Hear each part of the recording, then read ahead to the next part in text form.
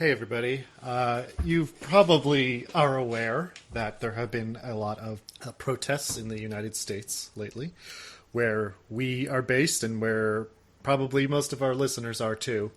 So we just wanted to take a moment to express our solidarity with the protesters and join their call for an end to police brutality and institutionalized racism in this country. We're obviously a comedy joke podcast, but we think it's important to add our voices and use whatever platform we might have to amplify the call of the protesters.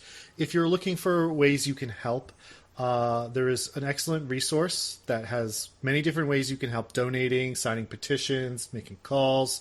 If you want to go out and protest yourself, you can find that at blacklivesmatters.carrd.co.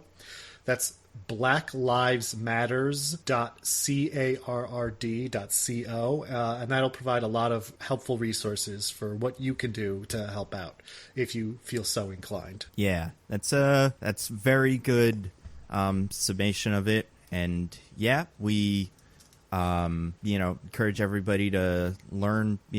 There's a lot of good voices out there, so seek those out.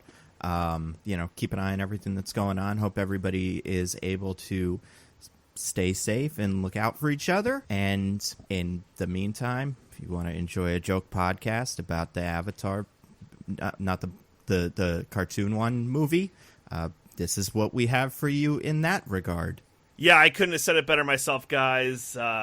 Hopefully this could be something light to take your mind off it, or, just skip this one, because this is a terrible movie, and we probably don't have much to add that you already haven't heard over the past 10 years. Enjoy the show.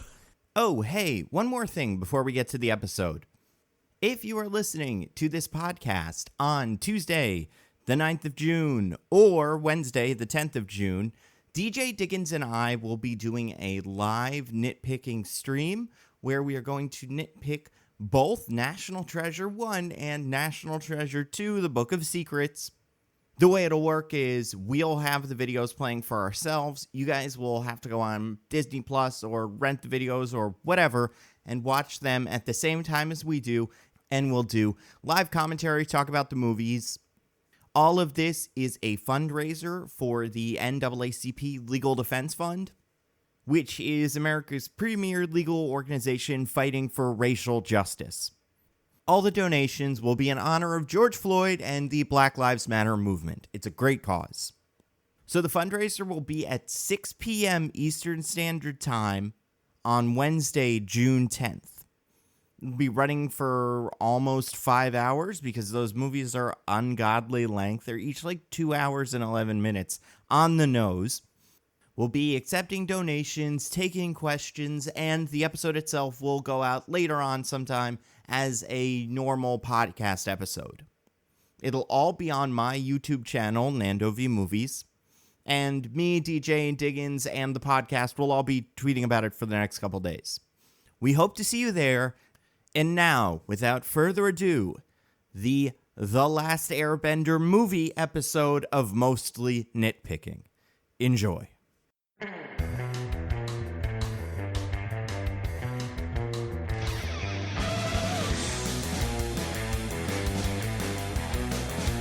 What's going on? I am Nando. And I'm DJ.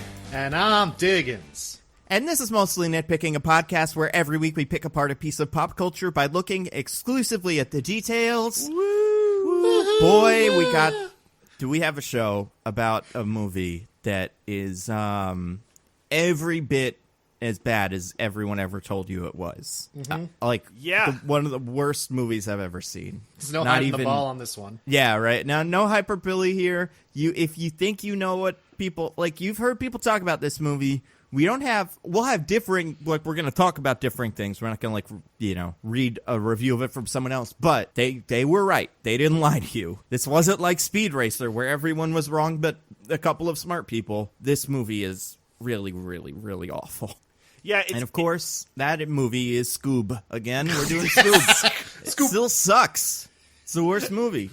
Nah, this is right up there, though. Right up there with Scoob. I think that it's going to be hard to break some new ground on how terrible this movie is, but I'll give it a shot. Well, We'll here's the give thing. it our best shot. I'll talk about it this way. So, all right, this movie is Avatar, or I guess maybe The Last Airbender, the movie. We call it M. Night Shyamalan's The Last Airbender, maybe? It is actually, Avatar is not in the title of this film. It is just The Last Airbender. Last Airbender. Smart. Chapter 1 of how many? Book we'll one, find sir. out. Book 1. Sorry. Because, yeah. Can we set just to clarify here? Whomst amongst us has seen the Avatar TV show before? Raise his hand. Raise his hand partially. So I watched a bunch of it this week on Netflix. Now that it's up, I watched everything up to whatever the episode right after the one where the Earth people like rebel, like the Earth Kingdom. So like first, like I haven't gotten past what the movie covers yet, but I'm close to the end. I think. I think I'm more or less there. You were going to have to be more specific there for me to tell you how far you were. Yeah. No, I honestly can't remember what the episode after all the Earthbendery stuff was, but I'm right about there. So like six episodes in season 1. I am. Okay. Yes. How about you, Diggins? I watched this show years and years ago. Not as it was coming out. I only got into it after it was done, but probably like 2011, 2012, something like that. I watched. Okay. So I also have rewatched the first season after watching this movie because it made me think about how good the show was, and it was right there on Netflix. So yep. So I'm quite familiar with the show at this point, both in terms of having watched it before and also having recently refreshed my memory. Cool. Yeah, I mean, I think I've definitely got some things that happen in the movie that I'm like, I'm sure this specific thing happens, but it's more like I'm seeing things happen, especially near the end of the movie, that I'm like, I bet this gets a whole episode. But besides that, I think I'm more or less, I'm able to like kind of connect the dots to what because it really is a one-to-one relationship in terms of like event in movie is connected to some sort of event in show. Not every event in show makes it into movie, but it definitely seems like he just went through the show and filmed some of it. I have a hot take regarding that. Well, how hot?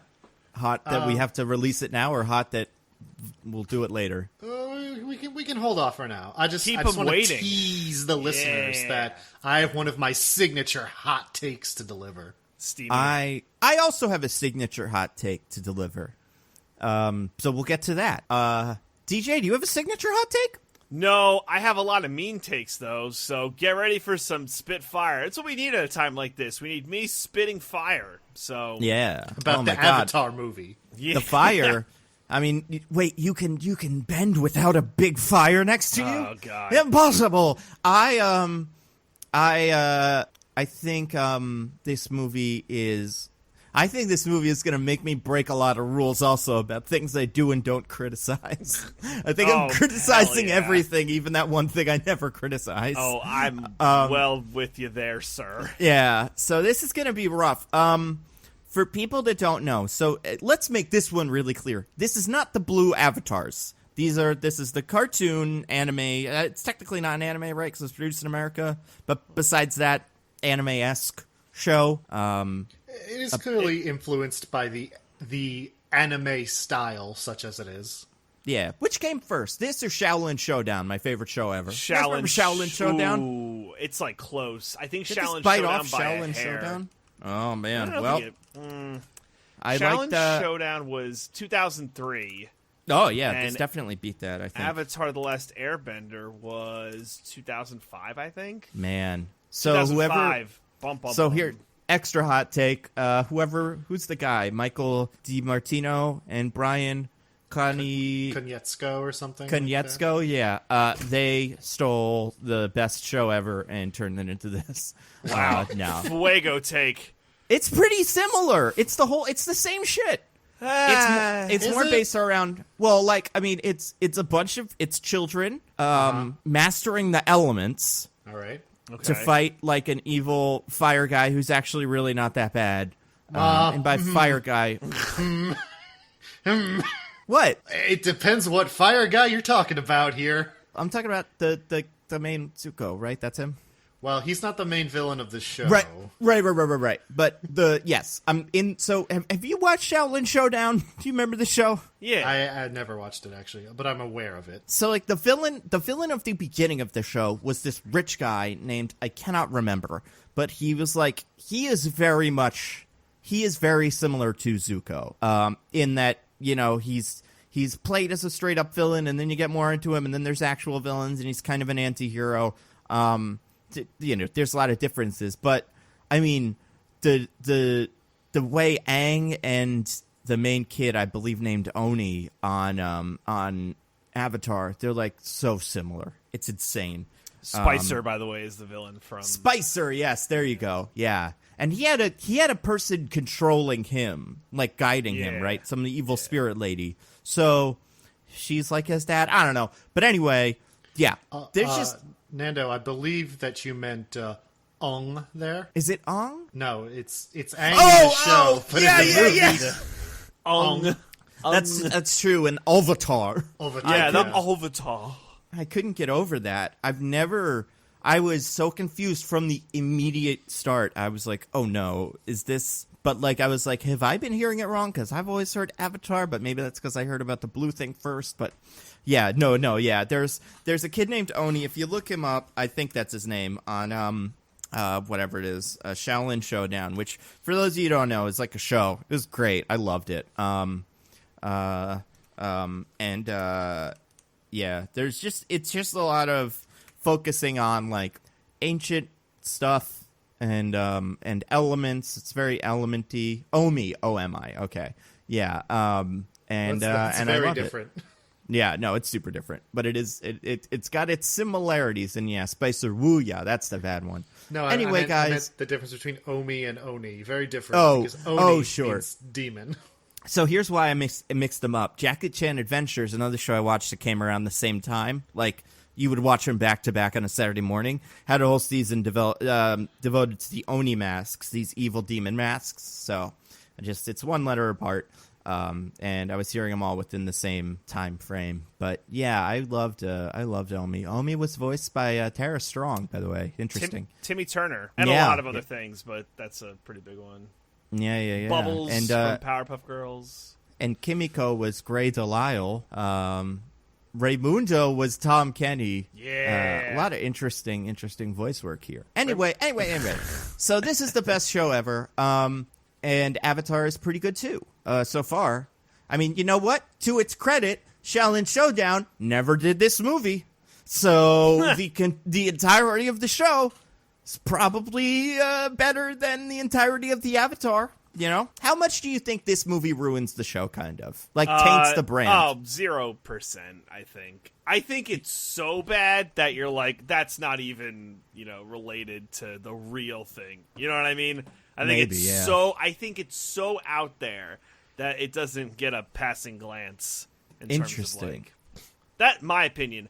It also came out... It's not like... It would be like if a Game of Thrones movie came out today, or in like a couple years, and it was maybe really bad, because it came out pretty far after the show was over, like 2 years after the show was over. Mm-hmm. And yeah, when's the sequel coming out? By the way, yeah, like you said, this is a one of three, like yep, we gotta get the all Golden 3 books. Compass style movie. Yeah. Mm-hmm. I can't wait. I'll be there. Well, I mean, I won't be there. I'm never going to a movie theater ever again, but I'll be in front of my TV with That's my true. $20. I mean, listen, where do you think this happened? Like, where do you think the problem came from here? Ooh. Well, here it's time for my hot take. Dun, Yeah, dun, Diggins? dun. So, many people, when they talk about how this movie is bad, they focus on all the changes it made from the original story, such as, perhaps, the race of almost every character. Yeah. Oh, God. Which we can talk about the movie's decision to make all of the hero characters in a show where all of the characters are based on Asian cultures and are therefore can reasonably be assumed to be Asian of some variety or another. But he made all of the hero characters white, and all of the villain characters he kept as not white. So, question, what is the actor who plays Aang Ong in this? He's the only person who I was like, maybe he's actually Asian. So it says on... I had to Google him because... Anyway, it just says he's American on his Wikipedia page. His name is Noah Ringer. That's not a great start. Let's see. I'll give him the benefit of the doubt. Noah Ringer. He could have that descent. Oh, ready? He has stated that he has some Native American heritage. Well, I mean, without getting into trying to divine the racial identification of the actors in question, fair. One can still point out that, say, like Katara and Sokka, are visibly brown-skinned characters in the show. Yeah, right. And in this movie, their actors are. I think lily white is an appropriate phrase here. I think we can use the term Twilight white because the Sokka is from Twilight, and that is as white as movies get. So regardless of how they may identify, it is still a striking and obvious change. Yeah. Part of me is like, so do you think... I honestly can't quite figure why the Fire Nation got cast that way. It's such a bizarre choice. Because in the show, they are light-skinned. Right, yeah. And in this, they are all actors of some I think they Indian are all heritage or something. Yeah, they're all of Indian descent, I believe. Dev Patel, the guy from Manvi. Asif Manvi, the guy from Sunshine, and then another guy who we'll get to, all, yeah. Choosing to emphasize, the different cultural backgrounds by, say, casting all Indian actors as the Fire Nation, et cetera, is a defensible choice. But the fact that they only do it with the Fire Nation and therefore end up with everyone in this movie appears white except for the villains is... Ooh. Yeah, it's bizarre. It's not great. But I'm not defending this movie just for accuracy purposes. They had, some... minorities as the Earth Kingdom, nah? I think they did. They had some diversity there. True. That's true. Well, and what about that one nice old Airbender guy who actually betrayed Ong? Fako. Yeah, Fako McGee.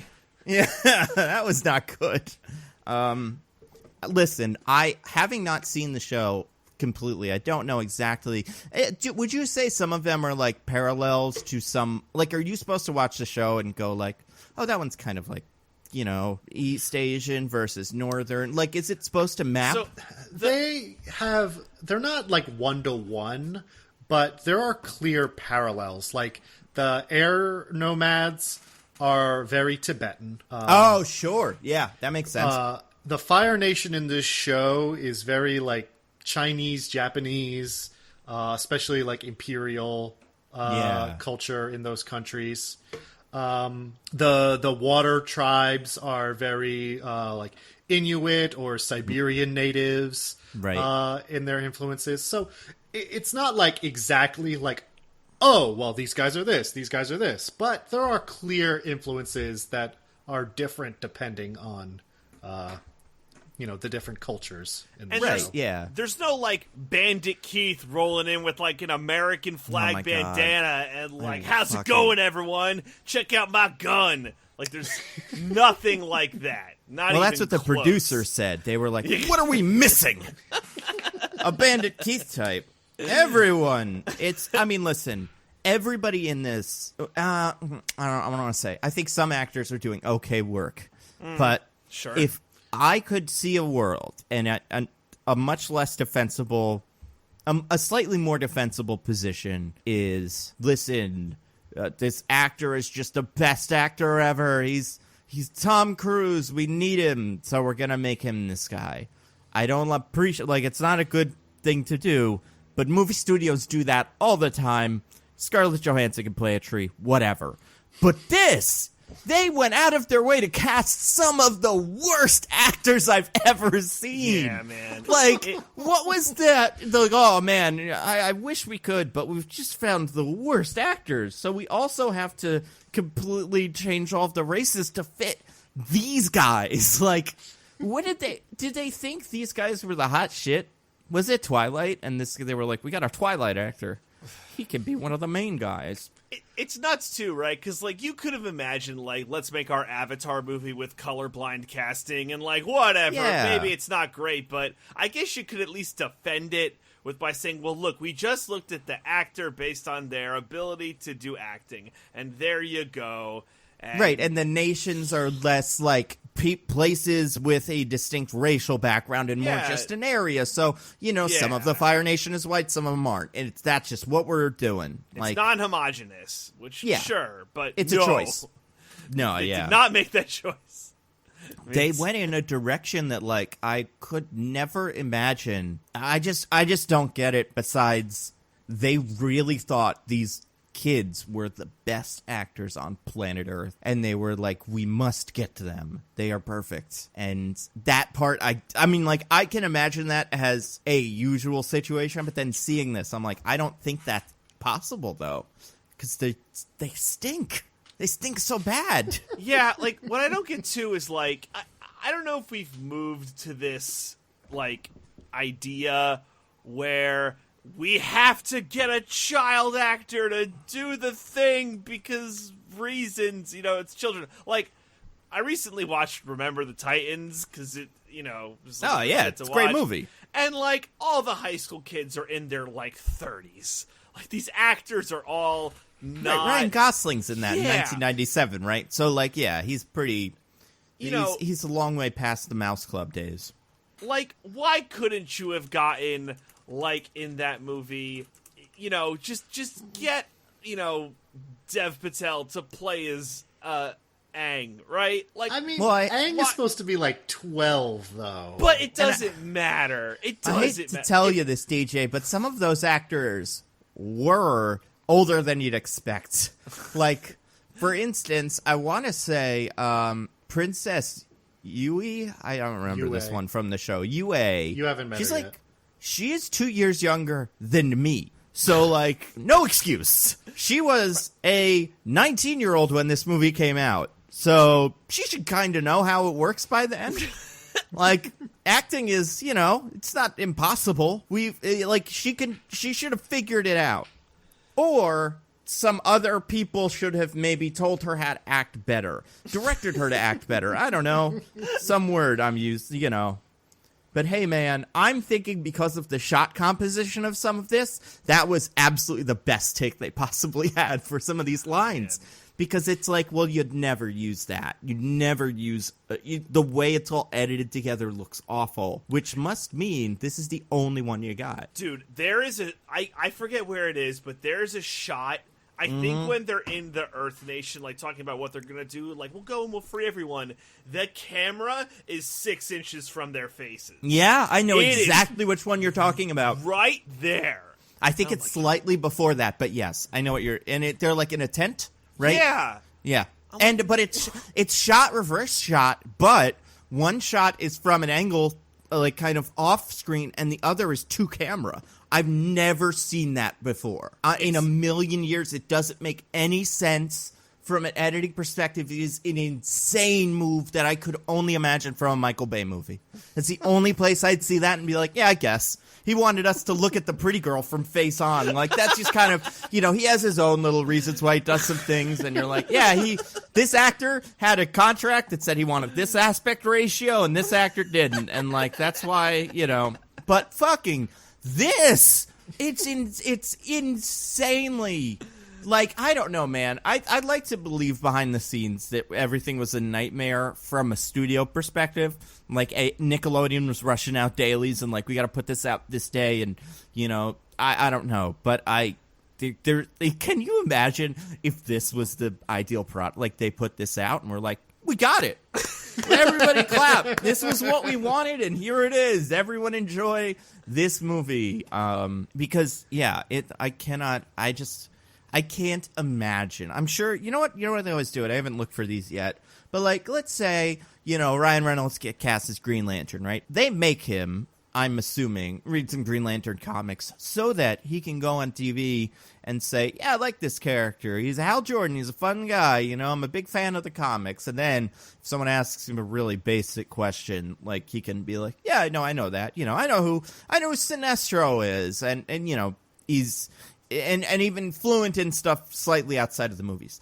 And I can see Ryan Reynolds in that movie being like, this is a decent representation of this character, but I cannot I would have to hope that everybody involved in this movie has never seen the show, and they just went on some script that some terrible monster handed them from, like, a big hole in the ground and shot that, because it's so close but off. Like, everything is so twisted in the wrong direction. It's so strange. It's like the Bizarro version of the show. Well, Nando, this takes us elegantly back to my hot take. Oh, right. Hot take. My bad. No, it's fine. We went full circle. We're back. For you see, though the differences are what people tend to focus on when they criticize this movie, I actually think the biggest problem with this movie is that it is too faithful to the original show. Yeah, I think that's fair. Okay. It reminds me of hot, Diggins. I need you to turn the heat up on that take. Well, just to explain further, sure. You end up with a movie that is adapting a 20-episode season of a TV show. Yep. And you simply can't just string together a bunch of vignettes and hope that will make sense and add up to a cohesive whole, which is literally like all this movie does. You can pinpoint the exact episodes it's picking out to, like, do 20 minutes of each or whatever. Or some, like, 5. Yeah. It's like the episode where the Earthbenders are captured and then freed by Katara and stuff, and the way they smush that arc together with just having the Earthbenders be like that. What I can't remember the name of the character who's the main Earthbender who they meet, who's like, I don't bend anymore because of the Fire Nation. Having that just be like some rando who's come and goes, and like, here's the next plot, guys. Like, it's insane. It's almost like, have you seen Babe? Yeah. Pig in the City? Love Babe. I guess either. You know how in Babe, the movie, and Babe is good. Like, I'm not saying anything negative about Babe. George, what's his name? George Miller, obviously. I think he directed Pig in the City, but I think he was involved in the production of Babe 1. You guys remember how every so often the movie just takes a little break and the mice come out and they go, the next day, right? Like, I think this should have that every couple of seconds where it's like, episode 6, the one with the Earthbenders. And then, like, because, I mean, this movie has the worst transition, some of the worst transitions ever. But by that, I mean, not like transitions like Star Wipes, but just like, from this conversation, cut to this conversation, because they just had to. Because that was in one of the future movies. Star Wars would have made this movie better. If you just... I mean, there's one. I think it's the one you're talking about, the one with the terrible shots that me and DJ were like discussing. That cuts directly to Zuko and his uncle. Right? That's his uncle? Yeah. The one who's like fat in the comic or in the cartoon, but not here. That guy. Iroh is his name. Yeah. There's one shot that cuts from the two like main characters talking to Iroh and Zuko, and it's just like, there's no screenwriter would let you make that. Like, the conversation doesn't have anything remotely to do with them, and it so abruptly cuts the conversation that the main characters are having that it has to be just like, we picked out 25 scenes from the original show that we have to film, and so we're putting them all next to each other chronologically, and that's what we're getting. And there's some scenes where it's like, and then we have a character arc, but we can't put those in, so we have to have a character narrate, and then these two characters had a character arc. Here they are at the end of it. Because, boy, I really doubt in the show, at one point one character says, and then two characters fell in love, here they go. Like, oh, God. But that's what the movie does, and that fucking killed me. Yeah.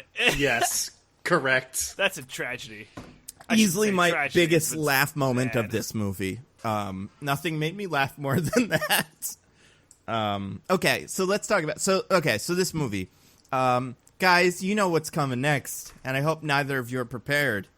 What do you think the IMDb summary for this movie is? Oh, no. Oh, boy. Yeah, right. So for people that don't know, like I said, came out in 2010, a year after the Avatar, like Blue People movie, which is why this movie is called The Last Airbender on IMDb. It's directed and written by M. Night Shyamalan, although, like, you know, how much is it really written by him? I'd say it's adapted by M. Night Shyamalan, and directed by him. It stars Noah Ringer, who cares? Dev Patel, great actor. Thank God he escaped from this hellhole. Nicola Petz, Jackson Rathbone, and a bunch of others. So, okay, I have it in front of me. Diggins, I think you won last week, so DJ, you go first. What do you think the IMDb description for The Last Airbender is? Okay. And by the way, I'll just tell you, it's not a grammatical sentence. Here's how it starts, okay? It starts if the first couple of words of the description are the movie The Last Airbender, and then continue. So just kind of keep that in the back of your pocket. All right. Fuck it, I'm just gonna do it the regular way. When the world has been plunged into war by the Fire Nation, two unsuspecting heroes find the Avatar, who is the only salvation to end the terrible war. I know that's not it. DJ, I'll give you my reaction once Diggins says his thing. Right. Diggins, what do you got? All right. The movie The Last Airbender adapts the classic show Avatar by in a world ravaged by war. Two children find a young boy whose destiny it is to learn the four elements and unite the world. Okay. So I'm going to give it to Diggins. Of course. Mine was awful. No, yours was okay, except you both have the wrong main character. So I'll read it. Here we go. Oh, damn it. Should have been Zuko. No. The movie The Last Airbender follows the adventures of Aang, a young successor to a long line of avatars who must master all four elements and stop the Fire Nation from enslaving the water tribes in the Earth Kingdom. So no mention of Katara or Sokka, no mention of Zuko. It just assumes you know what all this shit is. You know what an avatar is, you know what the Fire Nation is. It doesn't, yeah. I think DJ's is good. Diggins' is also good. So, Diggins, your mistakes, you referenced the show, which this movie feels super, from looking at everything now on IMDb, it looks like it's super, embarrassed to even be related to the show, but maybe the show was you're not allowed to use our name in the thing, because it's not even, it's writer M. Night Shyamalan, but it's not, adapted from blank or anything. And then DJ, yours was okay, but it didn't mention the four elements. That's where I gave Diggins points. Oh, yeah, that's a good one. And both of you had the main characters being the focus of it, which is wrong. It's this bullshit blank slate. Of course it is. Yeah, I will say, I would actually suspect that there's so little mention of the original show, not because the show is embarrassed to be affiliated with this awful movie, but because the people who made this movie are well, people don't like cartoons. Those are for small baby children. So we can't let anyone know this is from a cartoon. It has to be a serious movie for adults. Well, it was 2010, so everything had to be Batman. Everybody's Batman in this. Aang is Batman. They're all fucking Batman. I'm so tired of it. They're all Batman. There was a point where I realized, oh, I see what we did here. We took a show that was Batman 66 and translated it into the Dark Knight universe, and this is what you get. And I think that actually has a lot to do with why Aang is such a blank slate in the movie. Yep. Because in the show, one of his main... he is, when he needs to be, a serious character who is grappling with the responsibility that he has been given. Yep. But mostly, he's a goofy 12-year-old kid. Yes, yes. And because they didn't want to be goofy in this movie, that leaves him with basically no personality. Yeah, I would say, like, if I had to give Aang, like, if you wanted to say, so we got Aang and Aang. If I wanted to take Aang and be like, what's this character's deal? It would be, you would have to start with, he is a child who likes to have fun. However, he is also the spirit of the four elements, and he has destiny to unite all the kingdoms and stuff. But the movie just skips everything before however, and just starts with, he has destiny to unite the four elements. Like, do you guys remember, I mean, you must, what happens when he breaks out of the egg in the cartoon? Yes. What do you do? He went penguin sliding, right? Yeah. The first thing he does is ask Katara if she wants to go penguin sliding. Yeah, and in this he's like, okay, I guess we have another episode to do, so next scene, please. and he also, like, fucking, oh my god, they forgot what, okay, how about this is a question. So for people that don't know, yeah, this movie is like Avatar, the cartoon is what DJ and Diggins both described when they were in, like, talking about the IMDb summary, which is like, there's a lot of, the Fire Nation has, so like the big plot point that matters is the Fire Nation, there are these four nations kind of based on the elements and bending them and also just like living together. There was peace until the Avatar disappeared for a while, and then the Fire Nation kind of took charge, and then we find an Avatar, and we're going to see what's up. That's like pretty much the show. So we have these four elements that are all controlled by the people in charge of, like, the, you know, Fire Nation, Water Tribe, all that stuff. What's the most fun thing, like most visually exciting thing that the air people do in the cartoon? Oh, like on the ball of air? They just yes! Yeah. They didn't fucking do that in this. I kept waiting for it. What is going on? What is going on? What is going on? Like, this feels like, I know it's M. Night Shyamalan, and M. Night Shyamalan, I don't think, up until this point in his career, had not adapted anything before, which is tough. I'll give him that. It's not easy. I think he took a page out of the Zack Snyder book of adapting things, which is just make it look like The Thing and get the characters to go to all the pictures you see in The Thing. That's what he did with Watchmen, and that's kind of what this is. It got the imagery right, kind of, but completely missed all of the spirit of it. Right. But anyway, so, okay. What was your guys' take on... What do you guys think of this movie? I don't know. We've already said it. It's the worst, it's right? Terrible. It's a horrible movie. No one should watch it Awful. ever. I'm sad I had to watch it, and as a sidebar, I'm really mad that we are... I'm not mad, but I wish our listeners had picked something different because, meh. I would have loved to do The Lovebirds or Jennifer's Body or Spice World. I would have loved to do any of those. This sucks. I respect our listeners for choosing torturing us over good content.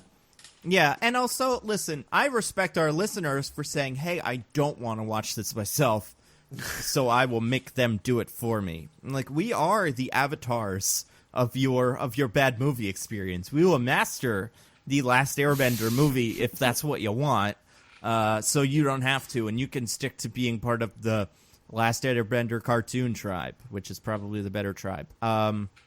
Another fun thing about the movie, about the cartoon, is it's got lots of... what's that thing? Oh, fuck, I can't remember the name of it, because I just watched the movie. So it's that thing where some things look different than other things because of how much light reflects off of them. What's that called? I don't know what you're referring to. I'm sorry. Because some things reflect light, and some things take them in. They refract it. What's the word? It makes things look different than other things. I'm not quite sure what you're saying. So, like, sometimes when you're driving down the street, you have to figure out what to stop at a crosswalk or not. So you look at these lights, and they look different for this really specific reason, and I can't remember what it is. What's that phenomenon called? Hey, can any of our listeners who do a lot of physics help us out with this one? What's it called when things look different from each other because of the amount of light they reflect? Is it color? Truly, is that the not. thing that I'm describing? Yes, color. Actually, color. This yeah. was a very dark movie. Like, it's so lighting-wise. fucking dark. Like, the movie was shot at night at the place where the Game of Thrones last fight scene was filmed. Yeah. That's this whole movie. All of the settings are like flat and boring. Like, they skipped all the parts where they go to a cool-looking city and just, like, look at it and go, that looks cool, so they can get right to the parts where they're, like, in the ice mostly. It's so fucking stupid. Like, fucking, again, I don't want to say that this movie is, like, the worst thing ever, but this movie came out... It is. It really is. It came out 2 years after a movie we've talked about already called Speed Racer. And anybody that hates Avatar should probably watch Speed Racer just to see what an option is. Maybe not the option you want, but you can use color to kind of make it kind of look like the cartoon. Like, that's an option. And Ghost in the Shell and all this shit, just forget about that. And Alita Battle Angel goes straight to this dark, washed-out nonsense, and I hate it. I absolutely fucking hate it. I mean, to be fair, you were right. This movie had to be Batman. So it had to be Batman. They really turned the Batman up to 11 on this one. I mean, it's mostly one thing that came out after it, which is what the person I was watching it with said, and I had thought also, but, like, it took... So, okay, there's a thing, another piece of popular culture that I have consumed for some fucking reason that reminds me a lot of this movie. And it did the same thing where it completely misinterpreted all of the source material and made the worst version of it.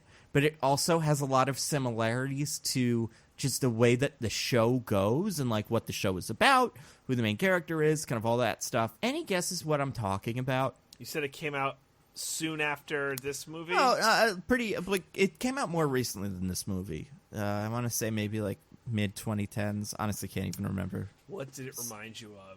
It reminded me of this. Movie, TV show? Or what did TV show. TV show.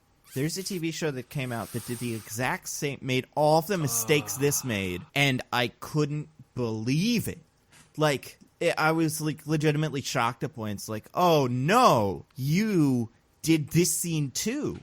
Like, they probably watched that movie and adapted it to, like, took it as a cue how to make their TV show. Westworld?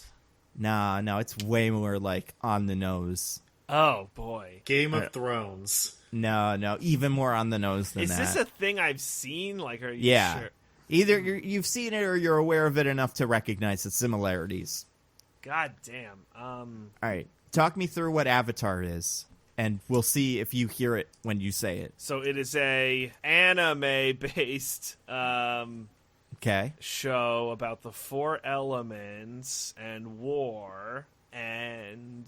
Who's the main character? So or, like, Aang, who's the focal point of the show? Monk. What's Aang? He's a monk. He's an airbender. He's... A child. Yep. So we got child monk. Child monk. Okay. Is he the chosen one? Yes. Okay, so he's the chosen one. Is he the only one of his kind, like of his like chosen one status? Yes. Yeah. Is there only one at a time? Yes. Yeah. Does he commune with the dragon at any point? Yes. Does that sound like anything to you? Oh my god. What? Something that was also fucking awful? Talks to a dragon. How am I not getting this? Does Sam, he take... This was a TV show, you said? Yeah, it was. Does he take... Well, I mean, like, TV show in terms of, like, the way TV shows are. Like, it wasn't created by CBS. It was created by a streaming service. Does he take his talents around the world to try to, like, solve problems created by the evil nation of people that wear red? What the hell am I missing? Does he at one point return to his home to find it destroyed because he's been away for a little while? Yeah. Does he wear, like, robes and stuff when he's there and, like... What is this? Does he have the... It's Star Wars. No. When he powers up, does he glow? Yes. Okay, cool. Dragon Ball? What the fuck? You're close. The anime thing was wrong. That's the only part that doesn't map so far that you said. Not an anime. Oh my god. It's not anime, but it's an adaptation of something about a person who is young, who is the chosen one, from a city of monks, who goes around the world to do something special. When he does it, his body glows. It's dragon-based, and this thing was an awful adaptation of another thing. American Dragon Jake Long, like... How are you missing this? I can't believe I don't it. know. I feel like I'm losing my mind. How about this? He's got the thing based... you know which part of him... No, well, I guess this isn't which part of him glows, but the way you can identify him? Special tattoo. The hell? He does a lot of karate.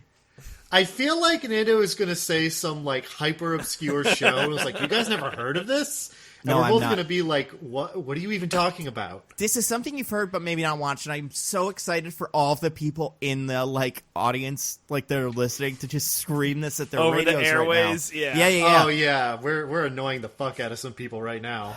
Okay, let's see. What else? I don't know if we're gonna get there, but you can keep trying. I think you No, might. I want to drag this out. Okay, no, we're dragging this out.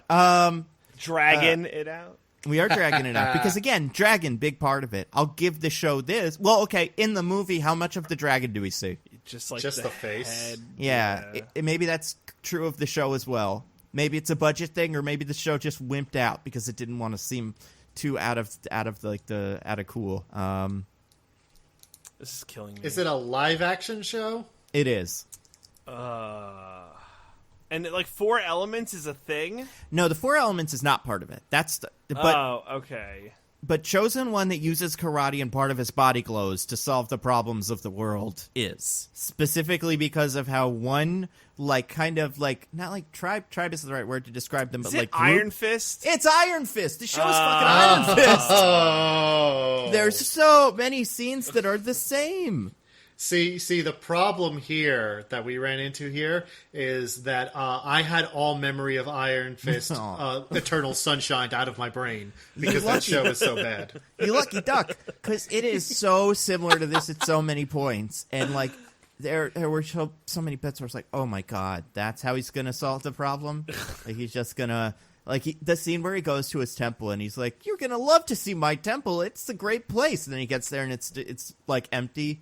It's even like the framing is similar, and the lead sucks. Like they got it all. Now, if you had said the lead actor is white, even though he probably shouldn't be, that might have gotten me.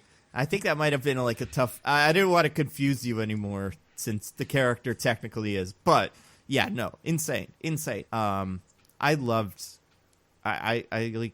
watching it and seeing those parts. Being, oh right, this is part of Avatar and also Iron Fist. I don't know. Now that we got over that, Yeah, I don't know where to go now. What do you think of the show? What do you think is the biggest mistake the show made? I'll let DJ start. Give us Wait, your like this movie? or movie, right, movie to show, right? Yeah. So I Diggins alluded to it, but I will say I think the biggest mistake the movie man, biggest is hard. I'll go with my gut. I think the biggest mistake the movie made was trying to tell the first season's worth of story in a 90-plus minute movie. I think that they would have been better if they just kind of made up some kind of story and just go into the movie assuming, like, look, the people who are going to see this movie already know what Avatar is. If they don't, too bad. We'll kind of give some background, or we won't. And just tell, like, a story. Like, Aang and crew travel to the island of the Earth people who eat bugs. I don't know, just something, and have a small scale problem that only the Avatar could solve, and just tell like a full story contained within that, and do that, and do not try and repeat season 1. I think that's like the quote unquote biggest mistake. See, I think you could tell the story of Sokka and Katara find Aang. They have to journey to the Northern Water Tribe, and then while they're there, they have a showdown with the Fire Nation. Like, right. You can tell that story, but like then that has to be your focus, and you weave your character arcs and the rest of the story around that point A to point B of the season, rather than in the middle just adapt a bunch of episodes from season 1 of the show so that the whole thing ends up feeling disjointed and doesn't build to anything at all. Yeah. The problem isn't that it wanted to be season 1. The problem is that it wanted to be every episode of season 1. Mm-hmm. I agree. I think the craziest bit to me, having not known exactly where this is going to end, because I haven't seen all the episodes, is like when the Earth stuff happened, I was like, okay, I've seen this episode. I guess what this means is, at some point near the finale, these guys are going to show up and help, because otherwise, what are we doing here? No one's learning a skill. We're not meeting any new characters. We're just kind of becoming slightly more brave. The villains aren't encountering the heroes. It's nonsense. Like, and that's the problem, is they were like, this is an episode. However, they skipped other episodes that I'd almost be more interested in seeing. Like, I don't know. It's so weird how they couldn't fit this around a central narrative. Like, they, so much so that episode, they just, like, show up. Do you remember they go to the temple and then they're like, this isn't the right, like, the Aang has this moment, or Ong has this moment where he, like, goes Super Saiyan and just like, I'm just so mad because of all the destruction. So that's episode 3. That shoots right into, like, episode 6, where it's just, like, the episode with the Earthbenders and how they're all in prison. But in the movie, the little ninja kid comes out who is never named, and it's like, hey, it's the next one now. And then they get captured immediately. It's insane. Like, how would you describe some of these characters? In the context of this movie? Well, yeah, like, what would you say, Sokka? Let's start with Katara, because I would say, if it, like, even though the IMDb summary says it, I'd say Katara's the main character, as I would assume the show would probably describe it. Aang, I think, is the main character of the show, but Katara is probably the second most viewpointed character. I was gonna say, yeah, I would say she's like your POV kind of character. Yeah, she tells us everything changed when the Fire Nation attacked. Like, she's telling us the story. Sorry, you go. I was just gonna say, I love narration. If anybody loves narration and backstory and shit, and you thought you couldn't get enough of it, watch this movie, because every 20 minutes there's more backstory in the form of what would be narration. Can I say, okay, 2 points. One, a minor nitpick. The beginning of this movie is an opening crawl that is essentially the intro of the show, right? Where it's like 4 elements, the Avatar, blah, blah, blah. Except they leave out the second major detail about the world. There is no mention of the fact that there's a huge war that's been going on for 100 years. Yeah. Just none. Why would you leave that for in-story exposition while you have an opening crawl that's supposed to give us the background for the world? Right, and it also, like, that kind of sets urgency around our characters, which is kind of why when they find the Avatar in the cartoon, there's a little bit more like, oh, shoot, it's this guy. Cool. And he's not really down with that. And then you get some, that's some tension in the beginning of the show. In this, it's just like, you're the Avatar. Yep, good. That's important. And then you go, and he's like, yeah, I guess it is. And then they just go do the show. But there's just no, they all have the exact same thoughts all the time. There's no difference between any of the main characters, except for Zuko, who is a different, in a different movie pretty much. But, like, everybody is the same. My second point was, the decision to make this a series of vignettes that are adapting individual episodes also means that we are constantly having to provide exposition for where we are and what's happening now, which turns 90% of the dialogue into, like, flat, boring exposition written in a way that no human being would ever talk. Oh my god.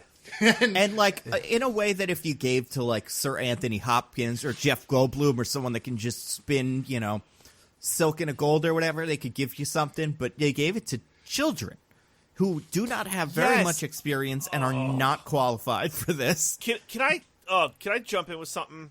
Oh yeah. So also I want to hear Diggins' biggest mistake. Well, back in 95, you were 4 years old. Yeah, when I was 4 years old. Mistake. Everything changed when,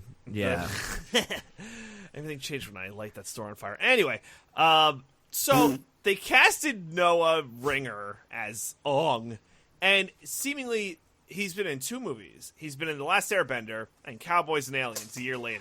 That's it. That's his career. It seems quite a career. And he's a martial artist. I think that's kind of, from what I was looking at, that's his background. That's his thing. It's ostensibly has to be the reason why he was casted in this movie. What the fuck? Have him be the stunt double or something. But to have him, like, be the main character and be terrible is so bad. Put a fucking propeller beanie on Ray Park or some, like, adult capable action star that can do karate, because there's so many of them. There have to be so many kids that can fit that role. How old was Liam Hemsworth in 2010? Could we have gotten Liam Hemsworth?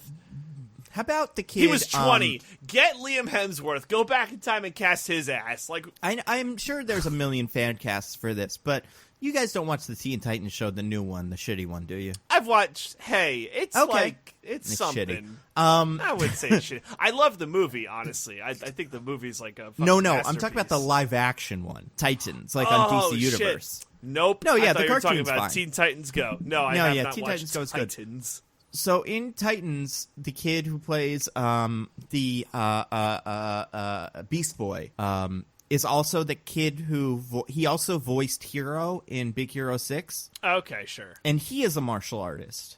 I think that's a big part of his background because he really wanted to play like Robin in Batman v Superman, I think, or something. And he like sent out an audition tape. I don't remember exactly what this was, but like that kid, whoever that kid is, probably be good in this role, right? Like he's a pretty good actor, and like it's proof that there's more than one. It would almost be like if instead of being a martial artist, like instead of using his avatar powers to do martial arts, Aang in the cartoon uses his avatar powers to spin plates, and the casting agents just had to pore over, just where the fuck does anybody do this really obscure thing? And they found one actor that could do it, and it was like, well, this is the guy.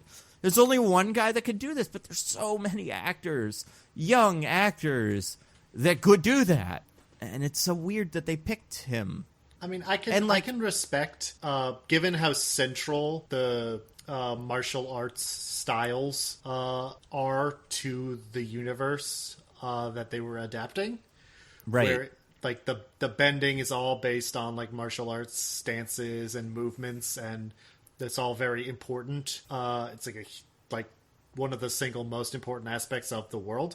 I can respect then wanting to have a main actor who is capable of doing some of that, so you don't have to constantly be using stunt doubles and like weird shots that, hide his face when he's doing action.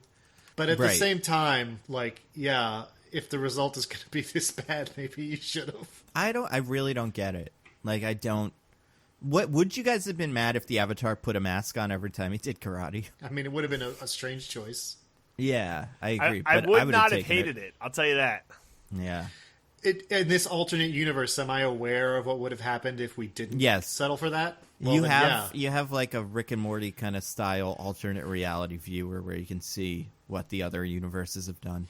No, I'm definitely for it then. Yeah, I can't believe it. And I think, you know what the problem is, though? This movie was so scared of using a stunt double because it loved long takes.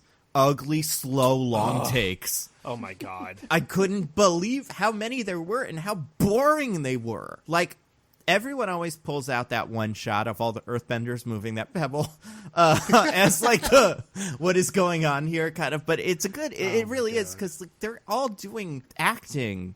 Like, they're all doing whatever this choreography is for nothing. It doesn't lead to anything cool. So like, it's really really bizarre. Earthbenders might be my favorite ones from watching the show, like just in terms of cool shit they could do. Yeah. Oh, wait till you meet Aang's earthbending teacher. Oh, Toph is like my second favorite character. Well, in the even show. the dude that was like his good friend from childhood. Boomy? Boomy. Like, I was like, that episode where he does all the Boomy stuff. He's dope.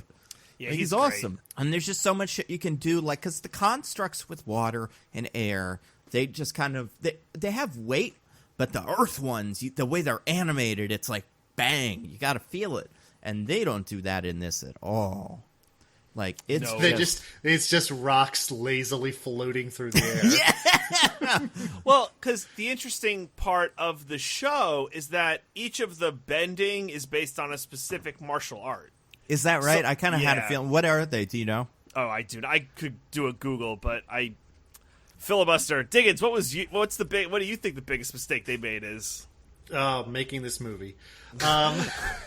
Here's the thing for me, which is, I understand why studios don't want to make animated movies if they don't have to, because animated movies do generally make less money and are generally regarded as being for children and get viewed that way both by large bodies of critics and other like professional organizations as well as general audiences.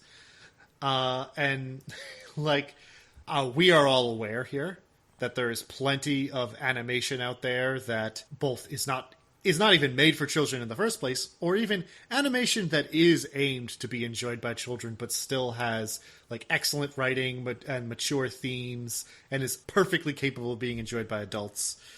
And I just wish we lived in a world where you could have an inventive idea like this and a big studio adapting the movie out of it would be willing to say, you know what, given all the like wild and inventive things that happen in this world, it would make sense for it to be animated rather than live action, because animation has greater range of possibility for what you can depict without it looking terrible and awkward. Right, and like so this movie. Sorry, go on. So I don't blame them, or I don't blame like M. Night Shyamalan for it not being an animated movie, because that was probably what he was given by the studio. Like that was what they wanted, most likely. Yeah. But I just wish we lived in a world where you could just have things be animated if they should be. Well, I think, like, it's funny because there was a point, so Nickelodeon made this movie. Nickelodeon and Blinding Edge Studios, which for a second I read as Bleeding Edge Studios, and I was like, oh, that's a little on the nose. But Nickelodeon made this movie. Nickelodeon also in 2007 made the Teenage Mutant Ninja Turtles movie that's all like kind of CGI animated. And I like that. Like that movie, I didn't like. It wasn't amazing, but like some of it's really good.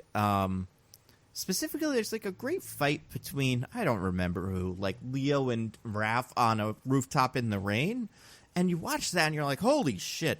If they had taken that and given it to and like just adapted Avatar, because you do, I think there's a point where you have to go like, okay, so why are we doing this? Like, why aren't we just making the cartoon again? Like, what are we going to do? Remaster it like The Lion King? And you're like, well, we're going to adapt it into this slightly different medium. And I think they would like, well, I guess it has to be live action. But if they'd done what they did in this movie, you do get something out of that. And it's just so frustrating watching the cartoon and like knowing like what we're getting, like what this will reap. It sucks. I don't know, man. I fucking hate this movie. I really do. There's nothing to like. There's no fun whimsy. There's no like funny laugh lines that you make you go, oh, that's so great. It's not even entertainingly bad. It's just bad. Yeah. Like you guys said, it's a series of vignettes that kind of stroll along the first season of Avatar. By the way, quick sidebar. So the 4 martial arts that the bending's based off of, water bending is based off Tai Chi. Earthbending is based off Hung Ga Kung Fu. Okay. Fire bending is Northern Shaolin Kung Fu. So like you said, Nando, stolen from Shaolin Showdown. As always, yep. And airbending is based off of a Chinese martial art called Baguazhang, which I'm sure I butchered, which means the 8 trigram palm. Okay. So, yeah. Cool. Fun fact. Didn't even pick up on that in the movie because nothing happened. All the people, everybody did sword fighting mostly. Like, remember that there's one, like, long take where you're, like, watching people fight and they're all wearing black and it's a night. And you're like, well, at least this will be illuminated by some fire. And they're not even doing it. Like, nobody's doing cool firebending to, like, they didn't even use... I'd say my least favorite part of this was the lack of color. I mean, the characters all suck and a lot of it's bad. But the lack of color kills me because it's like, that's how you make martial arts look cool in general. And, like, you watch a movie now, and I mean, with hindsight, obviously this is a terrible mistake.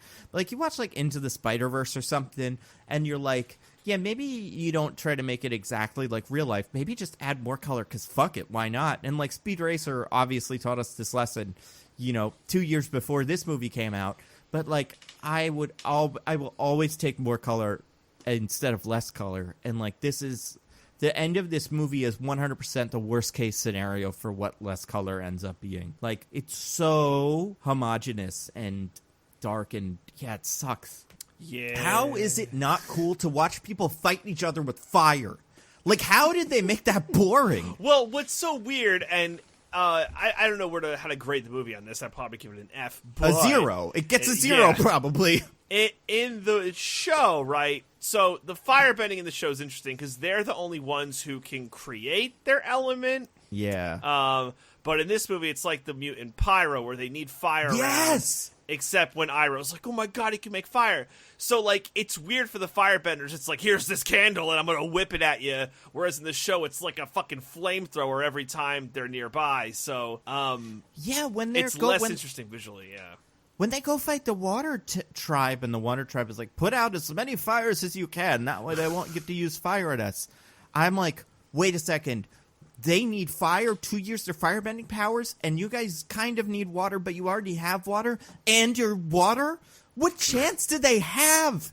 Like, when they lob these big flaming, like, barbecue grills at them, just put them out. You're the water guys. I could see maybe the firebending guys being pretty good at killing the earth guys, but even if they come with fire, like,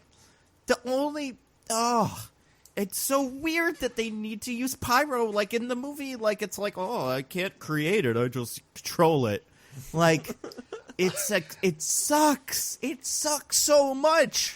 Do you also notice during that fight, you see several places where like lanterns they have around the city are not put out? Well, I mean, you know, what are you gonna do? I mean, it's so weird. It's so. I really couldn't get over that. I really, really, really couldn't. I can't. Like, how do you not just like? Okay, I don't know. I mean, listen, everybody in this movie's a moron. Except for Zuko, he seems to kind of have an idea of what's going on, but everyone else is the dumbest person possible. I will say to that point, Diggins, if you want to expand on this take, because I'm stealing it from you from earlier, it's my specialty, but having the Fire Nation, the threat of Sozin's comment being that every firebender becomes Super Saiyan because they could all create fire is, like, kind of interesting. That is a take brought to you by Chris Diggins. I stole it. To expand on that with my original thoughts that DJ's attempting to steal. Got him. I said I stole them. I know. Sozin's comment in the show exists, and it's like, when it's around, firebending gets much more powerful, which is fine, but in the show, it's kind of an abstract concept. Right. They don't, like, say, it's just like, firebending gets more powerful when this comet's around. Just, firebenders are all better at it. Whereas here, they're giving us a concrete, like, reason why, and a way to quantify, like, how they are become so much more threatening, which is normally they need fire. When Sozin's comment is here, they can create it on their own.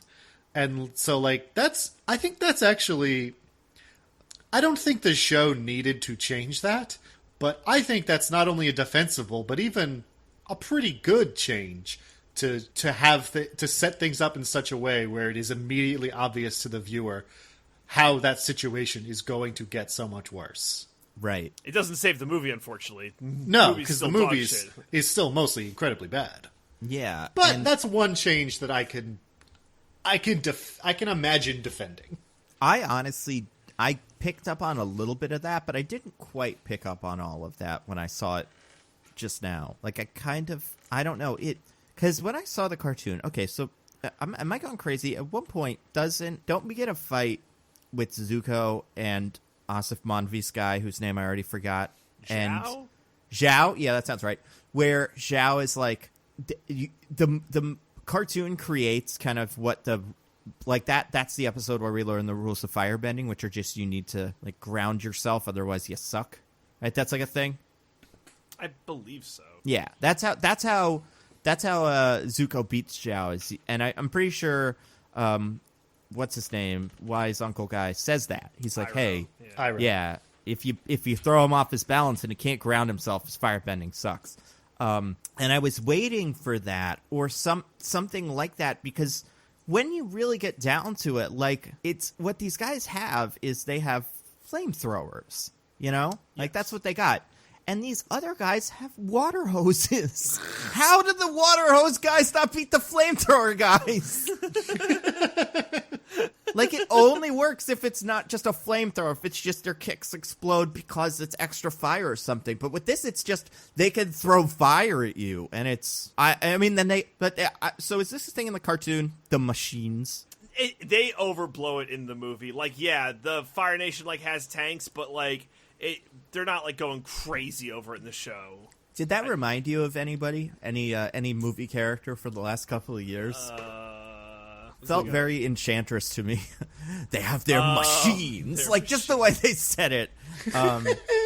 But yeah, I mean, the Fire Nation has coal. The Fire Nation's technological superiority is one of the main reasons why they're able to take on the rest of the world and be winning. Right, that makes sense. But I wouldn't say there's like whole episodes like, oh my god, they have all these tanks. What do we do? No, yeah. That would be insane. I think the weirdest thing was why they decided to make the spirit world such a thing, because it's not even like that big a deal in the first season. Like, you could have left spirit world out and nothing, right? It doesn't add anything. Are there the fish? Does he kill a fish at some point? Yeah, the fish are... that is important to the end. So like I can understand wanting to add like some of the spiritual side of the Avatar, but the way they do it is bizarre. Yeah. Where he's just, like, sitting in the dark, lightly glowing blue forest, and a bad CGI dragon is like, bad stuff's coming, look out. Yeah, don't use violence, use this other thing or something. There wasn't any more organic way to work that in?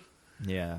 You know, one thing I didn't get, and I do believe that this is in the show, but I'll just call it out. So they have the Fire Nation has the Avatar, Zhao has him, and Zuko comes in dressed as like a rando to come and get him for himself. And he's like, "Don't kill the Avatar; he'll be reincarnated." But like, yeah, but he'll be a baby, and you know which nation he'll be. So yeah, you know what? Maybe kill him. He won't be a threat to you. You got this war wrapped up. Right, because I would imagine not their end game, but they want to get a fire avatar. Is that what they would like that? No. Nope. No? They just want the Avatar to not be around, because the Avatar is about preserving balance. Balance, yeah. So even a Fire Nation Avatar, unless they like totally brainwashed him from the moment he was born, would probably not be on their side. That makes sense. But even so, like, kill him. Like, I get he'll be reincarnated, but that'll be a long time, and it'll be the Water Nation, and you can handle it. I don't think keeping him alive because we have no other option is kind of gonna help. We'll get him next time, right? Because you're waiting for Sozin's comet. Like allegedly, once you get Sozin's comet, you're golden. So does the movie talk about that comet at all? Yeah, I don't. That's how they'll all be great. That's how they mention it somewhat. I think in one of the scenes where Zhao is talking to the Fire Lord. Oh, okay. By the way, Nando, I'm not sure you've seen the Fire Lord at all in the parts of the show you've gotten to so far, but do you know who voices him in the show? I think I read that who is it? It's Mark Hamill. It is Mark Hamill. Oh, awesome. Yeah, no, I think if anything, I might have seen like his fist, like Dr. Claw and Inspector Gadget. Yeah. But not actually. Because all I've seen... Okay, let's talk about characters to characters. Okay, so the first one, Aang and Ong. He's sad and wimpy and sucks. He does better karate than your average human being, so I guess that's why he gets to be that actor. Who cares? The two kids, Katara and what's the other one's name? Sokka. Or also Sokka terrible. in this fucking movie. Sokka, yeah. Yep.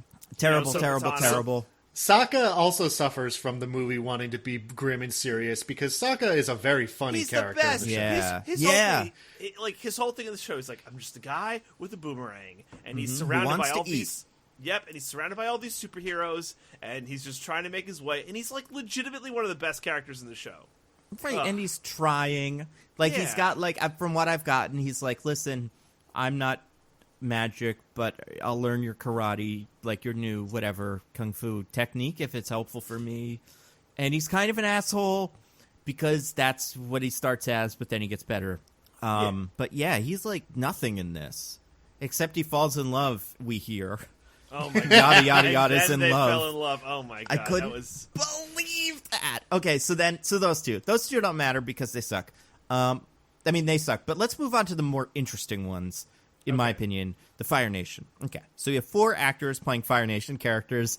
5 if you count the end credits-y kind of cameo one, which I feel like there's a lot to unpack there. But the first 4. So you got Dev Patel as Zuko. He's the best actor in this movie. He's Kylo Ren or whatever. Who gives a shit? Like, yeah, basically. His Zuko in the show rules. Yeah, no, he seems good in this. Like, he seems like, from what I've seen in the first 7 or 8 episodes, to be potentially very interesting. But also, he gets a cool fight scene in the first 7 or 8 episodes that he doesn't get in the movie, which they should probably give him. I wanted to say in the movie they keep in how in the climax there's this like huge battle and Zuko shows up and does some stuff and it's like this dramatic showdown where they're like Zuko's here too, blah blah blah. But in the movie, Zuko is a dude they met once. Yeah, They never saw again. Like, he's not that significant to them. In the show, you have all these episodes where he's serving as, like, the episode antagonist, where he's chasing them across the Earth Kingdom. And, like, you build up this relationship between them where, like, it is a big deal to them when Zuko shows up and in the show. But here, it's like, I don't think they even know what his name is. No, I don't think they know what anybody's name is, because you know what else? I'm watching this show, right?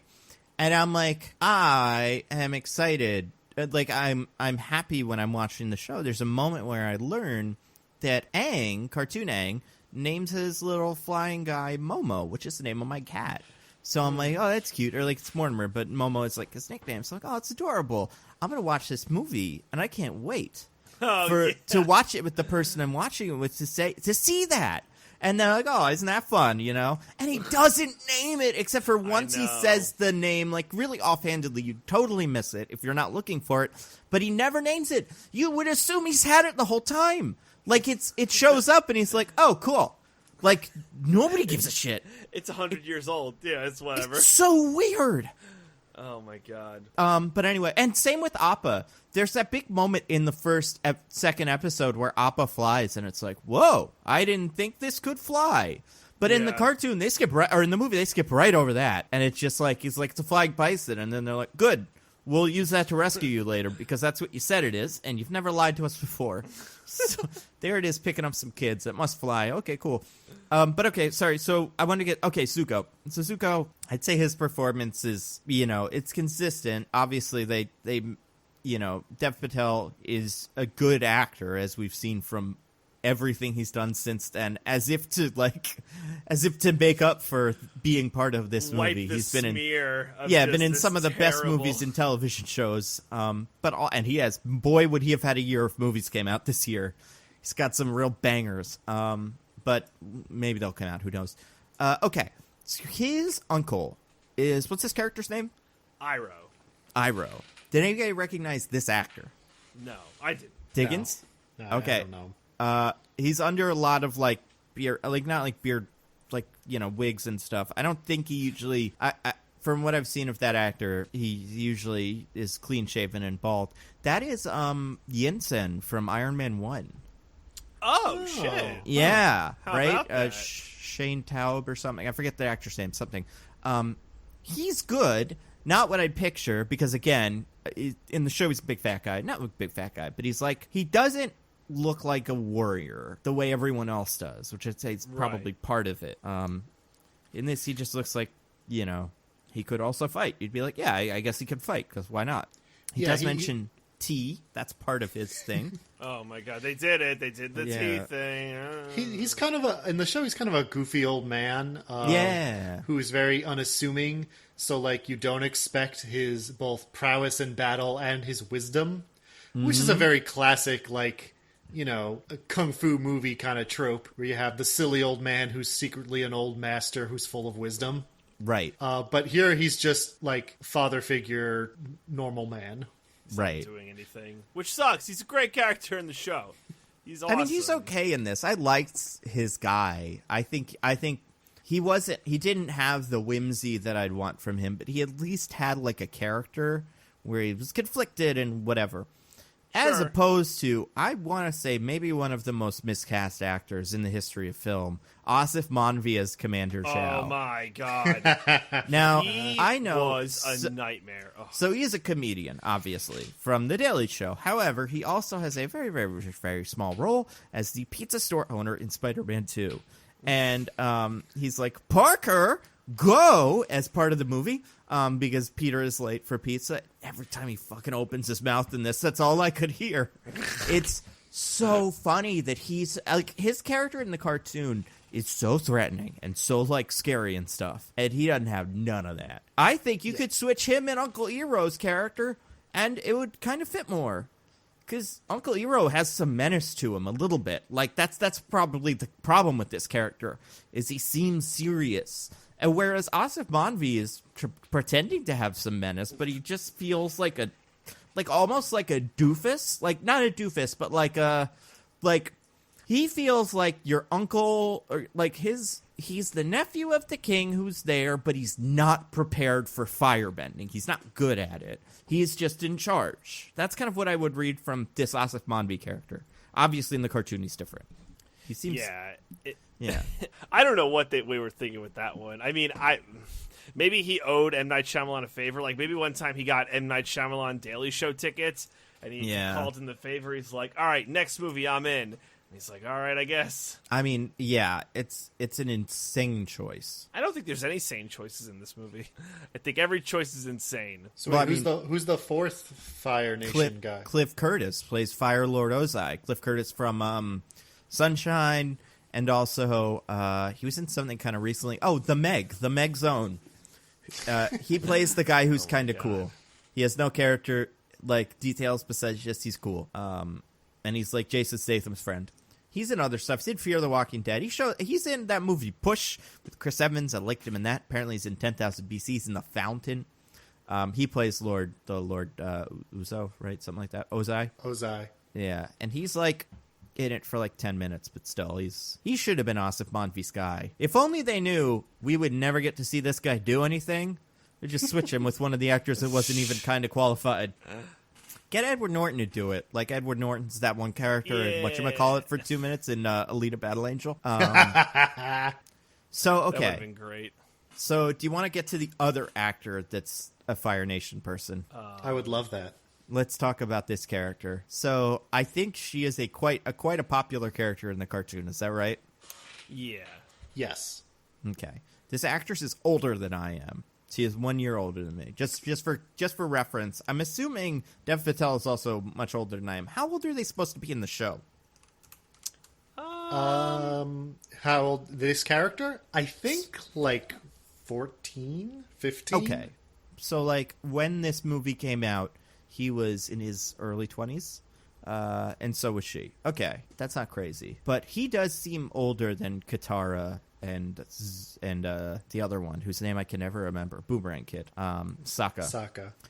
And then we got also there's an actress named Seychelle Gabriel who plays Princess Yue.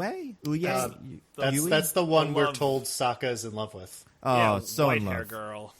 Yeah, she sucks big time. Awful. Wow. Awful. I hated wrecked. that character more than any of the rest of them almost. Just because. Wow, my goodness. Well, and it's not her fault. Kind of. It's more the movie's fault for being like, she's cool. She's in love with him. And like, she had her and Sokka had very like Amidala fucking what's his name vibes. Anakin vibe, you know? Like, she needs someone to protect her. I'll protect her. I thought you would. That felt like Anakin and Amidala in like whatever her name was in Attack of the Clones, where it's like, I'll protect her, and you're like, come on, dude. You guys have no chemistry. Why are you together? Get wrecked. I hate And I really thought it was weird when Sokka was like, they were like hanging out, and Sokka went like, "I hate ice. It's so cold, and rough to the touch. It melts all over your body. Not like you." Yeah. The Earthbenders. I killed them. I killed them all. Brutally, mothers and children. I don't know. Maybe I didn't hate her more than the rest of them, but she's the last character we introduced to, besides the other Firebender girl who kind of mentioned. But this one, her you meet and you're like, is this a main character in the show? Or is she a one and done? Like Yue? yeah. She's pretty much only in the episodes that are adapted from what you're seeing in the movie. Makes sense. Yeah, I don't know. I also didn't like her design. Her white hair looked weird. Not like weird in terms of it's just like unnatural and strange. Well, which it was unnatural. Yeah. Because it's from the moon. It's made of fish food. And if you put her in the pool with all the fish food, the fish get better. I don't know, man. Oh, okay. So Azula. So describe this character to me. Is she like pure evil? Yeah. She's very evil, I would say. Yeah. Not quite like chaotic evil on the 3x3 grid, but maybe like neutral evil, like just there to kill. So Azula is Zuko's sister. Nice. So she is also, the daughter of Fire Lord Ozai, and part of the royal family. And yeah, she is, unlike Zuko, who, over the course of the show, is very conflicted, and has glimmers of being not so bad a guy. Azula is all in on Fire Nation. Nice. And she also is a much better firebender than he is, and just generally a very duplicitous and often cruel person. Okay. Because of essentially the dichotomy that they kind of establish is Azula takes more after their father, who is the Fire Lord, and is all of those traits, whereas Zuko takes more after their mother, who was a much kinder individual. Oh. And, like, not only... It's not like a genetics thing, it's kind of the way they were raised. Is just Zuko ended up more imprinting on his mother, where Azula more imprinted on their father. And that's kind of... Not only that, but also the rivalries that ensued because of how they each saw the other get more attention from the other parent kind of establishes a lot of their characters, which is something that reveals itself over the course of the show. Okay. And yeah, she just gets like she gets the game is on kind of like, oh, you'll see me in the sequel. I'm cool and smiling and evil. Now, to be fair to the movie, that is also the last scene of season 1 of the show. Sure. And the movie, obviously we'll never see the new one. That actress, I don't know who that is, but I don't know. She did a great job. Okay. Yeah, just one quick thing on Azula. Uh-huh. It's a shame that we didn't get a future movie with her, Nando, because, like, it's a spoiler for the show, but barely. Why she's so special is she can lightning bend. Ooh, that And makes sense. Would that have been fun to see? Because we're Just really like them fucking... to visually do that. Nobody knows what any of these elements are anyway. Like, yeah, it's true. It doesn't fucking matter. You know what really pissed me off? At one point, someone in the movie, I think, although this also may have happened in the show, described waterbending as like the flowing element. Yeah. No. It's not the only one. I'm pretty sure air is also a fluid. Fire is gas. What do people think fire is? I don't get it. I've never understood this 4 elements crap. And it's become like, I don't know. It's silly, like, but it like pedantic. But like, fire is just air. I don't understand how an airbender has any problem with a firebender. You take out all the air, and there you go. Or just throw it back at him. It's fucking air. It's an element of East Asian philosophy that these elements are considered to have certain traits. That I'm not nearly qualified enough on the subject to speak to it with any authority, but that is something that comes from the show, which was itself based on these philosophical concepts, which, if you think about the actual elements at all, break down because they're not really like fundamental parts of the universe or anything. I guess part of it, here's my issue with this, because I don't love it in other cartoons, like the Shadow Showdown, for instance. I think it's a little silly, but whatever. Not like silly, but like it's like, in a cartoon, I think I'm willing to excuse it because of how unreal the fire looks sometimes and how artistic it is. But in this, because they make the fire look like just real fire coming out of a flamethrower or something, it makes me watching it go like, well, he's also kind of fire. He's as fire as they are, especially because they can't fucking make it. Like, he Yeah. could seemingly could also pick it up and throw it on him too. I don't know, man. I think my problem with that specifically here is that they tried to do it all realistically, and that makes you go like, well, realistically, what's stopping any of this from happening the other way? What you guys think of the CGI animals? There's really only two, but it's Appa and Momo. What'd you think of them? Appa's face haunts my nightmares. And his teeny legs. He's got bitty legs. Yeah. Yeah, pretty bad. And Momo Which was is there weird. too. I would prefer to look at, like, Scooby-Doo from, like, the early 2000s movies than these fucking god-awful creations. Well, again, the realism really makes these guys stand out. The show does a pretty good job. Because the seal thing, to be fair, the seal thing's also a good primer because they're not seals. They're something else. They're they're not seals. They're not penguins. They're like some sort of new animal. So when you see a flying bison or just a big old, bison the size of an elephant, you're like, I guess that's also a weird animal from this show. So all the animals in the show are like chimera. They're like tiger seals, or they're Duck squirrel turtles. penguins. Yeah. Yeah, what were the penguins in this? I can't remember. I'm Googling it. But yeah, they're otter penguins. So when you see them, you're like, and they have 4 arms. So you see them very early in the show, and you're like, oh, that's weird. So then when you see everything else, you're ready for the weirdness. But it does seem like this is the only weird animal is this bison in the whole world.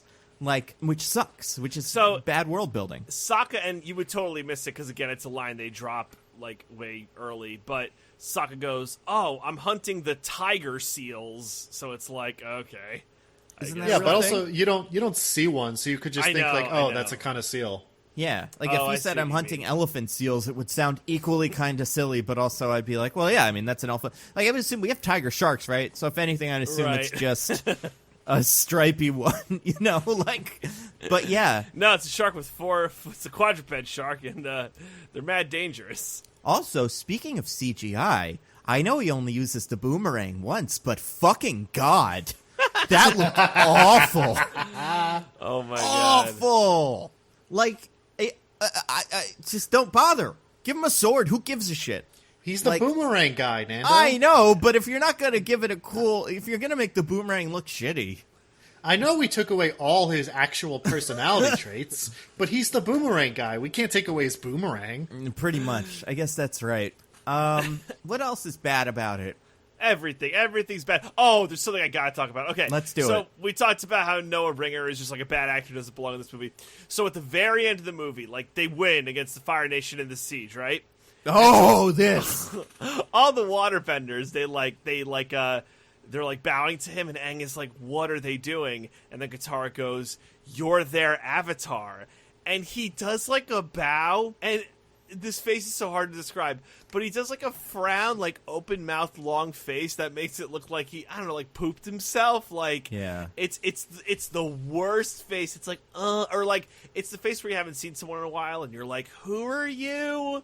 Like this weird squinty-eyed, just like long, frowny, pooped myself face, and it's like the last shot of the movie before the quasi stinger, and it's so weird. It's so weird that that's the last thing the time we see Aang. Like, oh my God, yeah, dude, what a piece of shit movie. And listen, to be fair, kid actors can suck. I mean, some of them do. These kid actors are not very good, but it's probably mostly the director's fault. And up until this point in history, he has become a joke. But this was where we were like, there's something wrong with this M. Night Shyamalan fella. And having seen Glass, I am convinced that if you can't direct like Samuel L. Jackson properly, there's no way you're going to be able to direct a kid that doesn't know how to act very well properly. Yeah. A non-actor who can do martial arts. Like, it's insane. So, of course it sucks. Like, of course these kids aren't... They're not suited properly for this movie because M. Night Shyamalan... And I say this as someone who is a fan of some of his things. Like, I really, really hated Glass. But, like, Unbreakable, Signs, like the first one, Split. whatever, Sixth Sense, Split, the one with Grandma, that one's supposed to be good. Even that stupid show that he made that I didn't really like. Oh, okay. But, like... I said this before, and I think that's important. He really went into the Zack Snyder school of make it look like the thing without getting any of the spirit of it right. Yeah. And you can only do that with really, really shallow text. Like, Zack Snyder can do that with 300 and not Watchmen, because 300 really is a bunch of pictures, and Watchmen is a bunch of pictures and some dialogue. And if you fuck up the dialogue, the pictures don't matter. That's what this is, too. There's too much dialogue and too many, like, small interactions to create character, like just like fun character traits that this movie just completely ignores. Oh my god. Yeah, it's such a shame too, because like, done well, like I really think you could do an Avatar live action movie, but maybe like a hyper realistic one. Like, I would prefer the quote unquote like Speed Racer version of Avatar that's like fun and goofy and just cracking jokes, and you got John Goodman in there as Iroh just being like a weirdo. Yeah. Like that would be great. Give me that movie. They would, or a Spider-Verse. Like, I think it's so obvious now watching Spider-Verse, so many of these things should have been that. And, like, a Speed Racer is about as close as you can get. They have real people sometimes on sets, but most of it's just, like, Emil Hirsch's face in what is essentially like a car you would drive in Dave & Buster's, and then just Spider-Verse is happening around it. But still, it's like you might as well just animate the guy. I don't understand, like, what the thought process... Like, I mean, I understand what the thought process was, but it's not. It's so bad. This movie must cost a lot of money to make. Anybody got a guess at how much it cost to make? I looked it up. Damn. No. How much was it? You could say. Was it $140? Oh, damn. Hold on. Let me get a real number, because I'm going to And they had no-name actors in this, so that means it all went to CGI. And you know what's crazy? Like, the reason you make a movie is because the fan base is so big. They made a follow-up show on Nickelodeon featuring, like, the next Avatar. That was pretty good. Legend of Korra. Legend of Korra, I've heard of this. It's got metal, right? Or something? Yeah, it's, like, pretty dope. Earthbenders could bend metal, because... Of course, because it's a metal. Yeah. So, budget was $150, so I was dead on. Holy shit. Good lord. I mean, like... What could it have possibly gone to? Did they eat foie gras every day at the craft services table? Were there Mike Bloomberg style ads everywhere that they're just like putting the money to? Just for reference, in case anyone's like, I'm gonna find $150 million movie. One of the Transformers movies, I'm sure, right? Like those Michael Bay explosion fests. I would guess less, without a doubt. Really? Like those movies, yeah. I think the first one's probably 120 million. Yeah, but what about like Last Night? Oh, yeah, the last one's for sure. Okay, so production budget. A movie that costs $100, and a lot of these are big old flopsies, but Transformers 1 cost $151 million. So, yeah, right up there. Pearl Harbor, $151 million.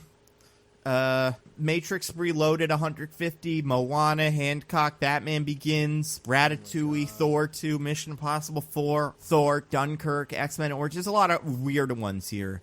Yeah. B-movie, G-Force, Bolt. All movies we should do. Good stuff. Pokemon Detective Pikachu. But, like, seriously, Pokemon Detective Pikachu, that's a good one, right?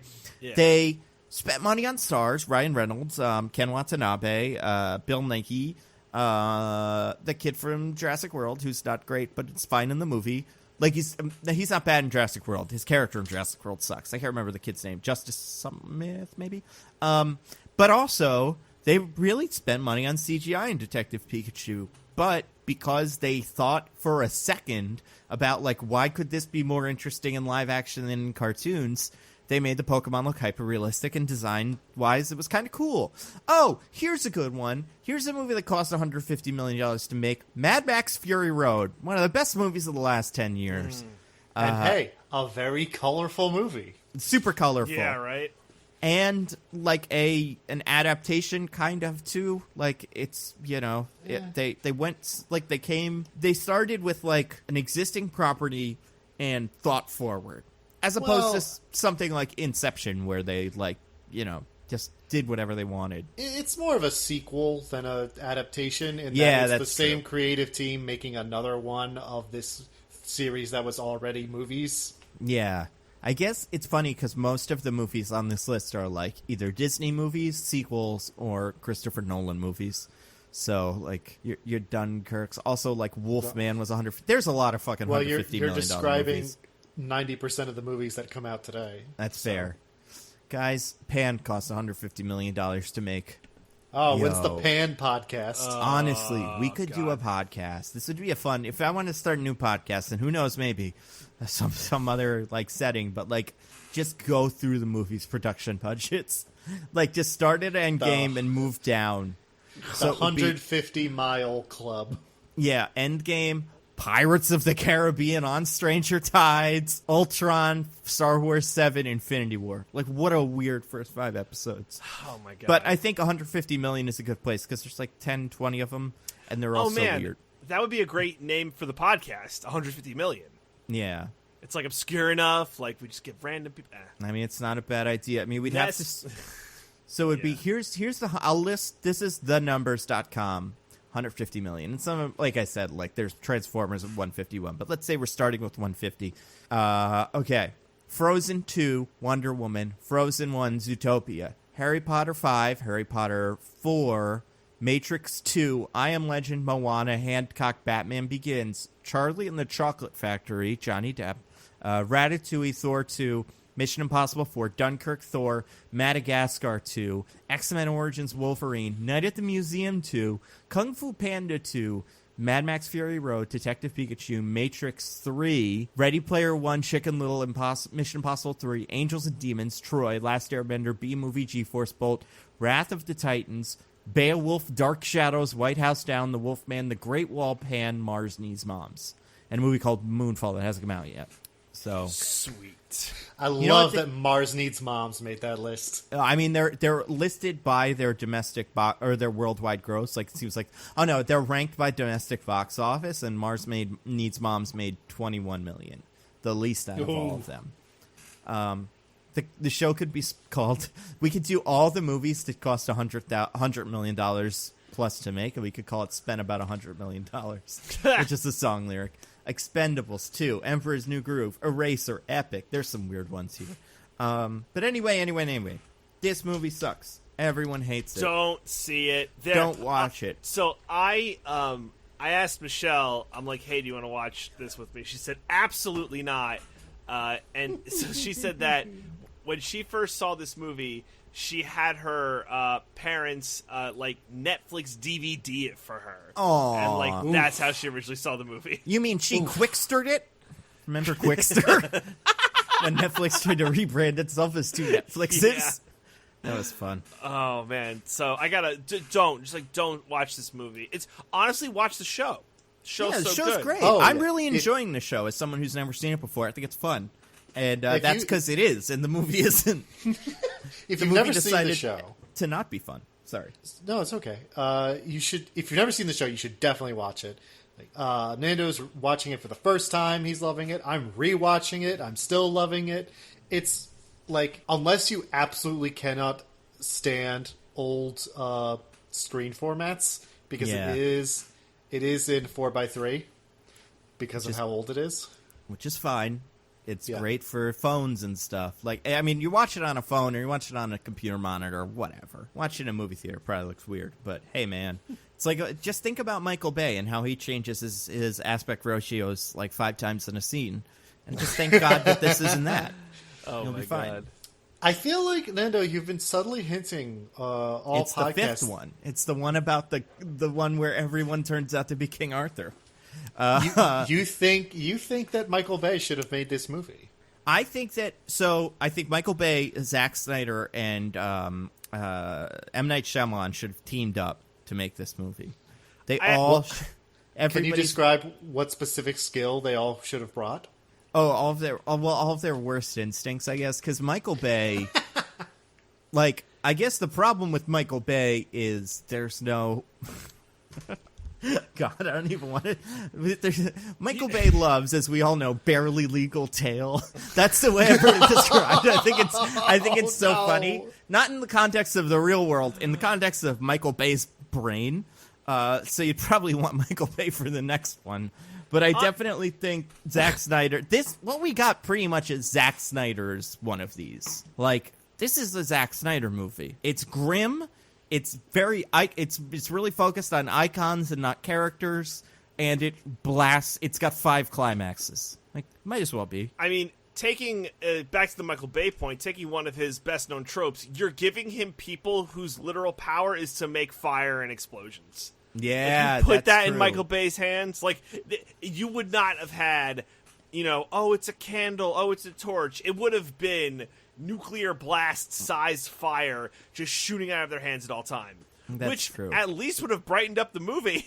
I mean, like, what was it, 2004, when X-Men 2 Pyro was just shooting big old fireballs? Yeah. Like, how did we unlearn this lesson? Oh, my God. It was cool when he shot fireballs. Like, it seems insane that you would have to... Like, you've seen that meme of, like, the not producers, but, like, brainstorming meeting, where person's like, Avatar movie, and then, like, bosses like that, and then the 3 suggestions, the third one's the good one, that guy's kicked out of the window, right? It's crazy that big giant fireballs is the one that would get kicked out of the window. Right? Oh, my God. I love learning the wrong lesson, though. It's really fun. It's the only lesson we ever learned. Pretty much. I mean, they did not make the next one of these because they couldn't afford it, but thank God they didn't kind of make money. Like, this wasn't almost profitable, because that would have sucked. Yeah. How much money did it make? Oh, like, very little. It was pretty low That on might that be list the I made, but, I mean, 40. not I made, but on lists I was reading. The global was $319. But, like, imagine how much money that made. Like, usually you double the production budget for advertising, and, like, there's no way they weren't expecting to sell a bunch of toys and bullshit, and, like, I'm pretty sure they didn't. Like, they probably sold, like, cartoon Avatar toys that they were selling already, but there's no way all the kids went home and were like, give me a version of this character that looks more like a person but completely different from the character. Like, I want the Dev Patel version of Zuko, please. What did this open against? So this It one was again. August of 2010, so, like... No, it's 4th of July. It had the... Oh, man. Okay, so it 4th went of up July 2010. Was that Inception? against... No, it was... So here's just some that was the week before and after. Despicable Me, Twilight Eclipse, Predators, and Toy Story 3. Wait, but what year was it? 2010. So It was July like- 13th, 2010 is Inception. Yeah. So Yeah, this was... so- yeah. Yeah, before. Coward, he thought it could beat Toy Story 3. Oh, embarrassing. Man, that's nuts. Wow, that's great. That's so great. Oh, man.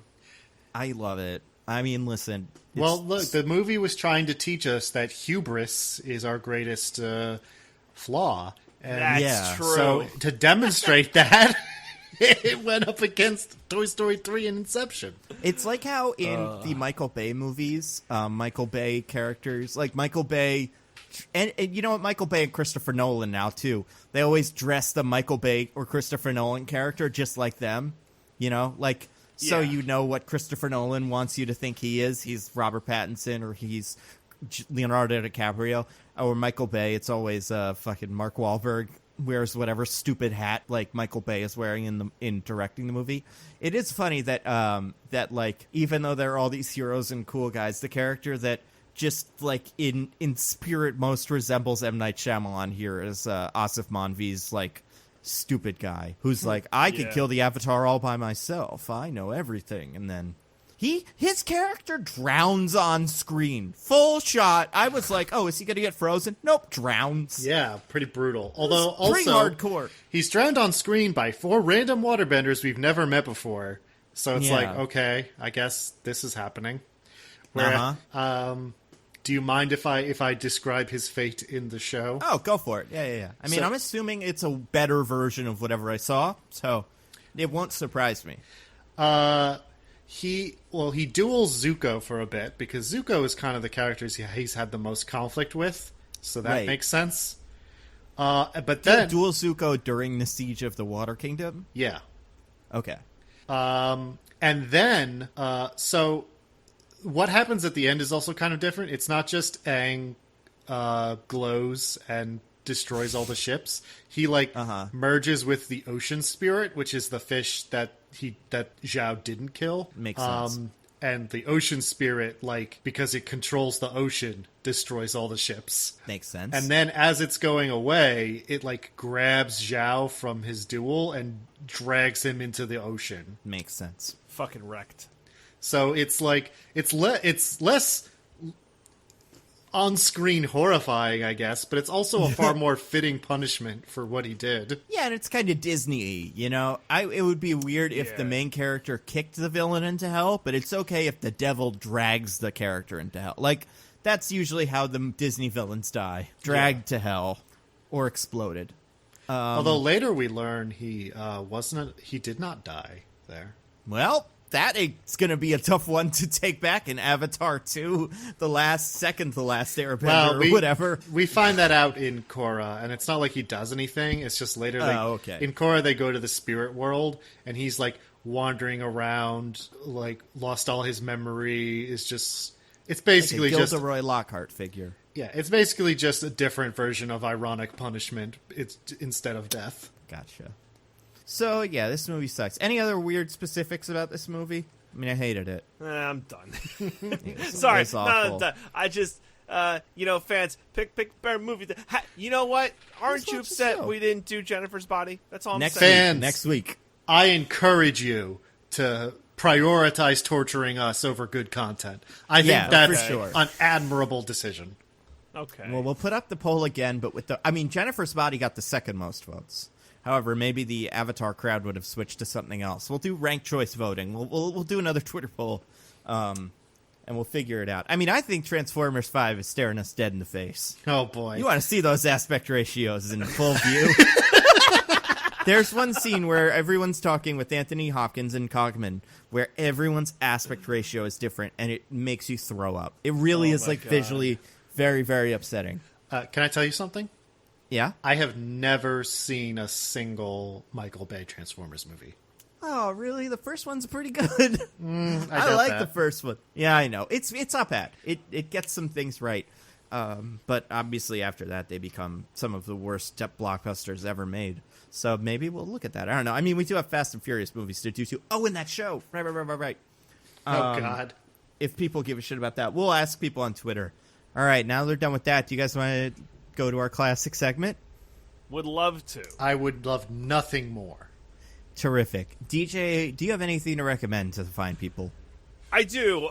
So a little video game came out last week that I decided to download. Minecraft Dungeons. Oh, wow. Yeah. What's Minecraft? It's this like weird game where like you're a block person and I think you beat up sheep and stuff like that. Okay. Not super familiar with. Yeah, I'd play that. Yeah. So Minecraft Dungeons.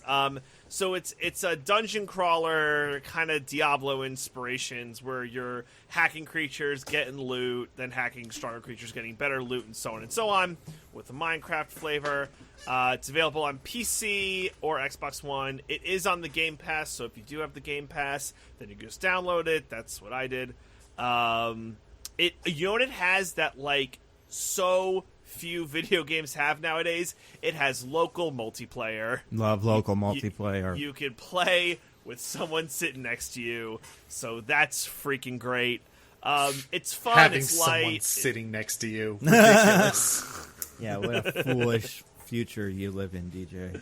What a notion. So yeah, it's just like a light little dungeon crawler. A lot, obviously cuter than Diablo.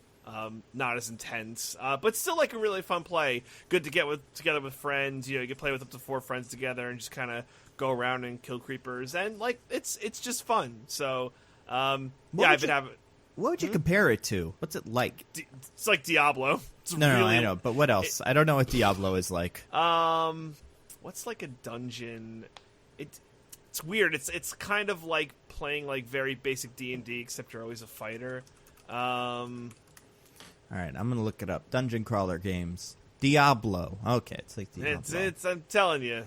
I don't know. Yeah, interesting. I'll have to look into this. Like almost like maybe like a MMO like World of Warcraft, where you're kind of running around and beating things up to get better loot. Like if that makes sense. I don't think I've ever played any games like this. I'll be honest. I'm looking at these now. I'm like, I don't think any of these.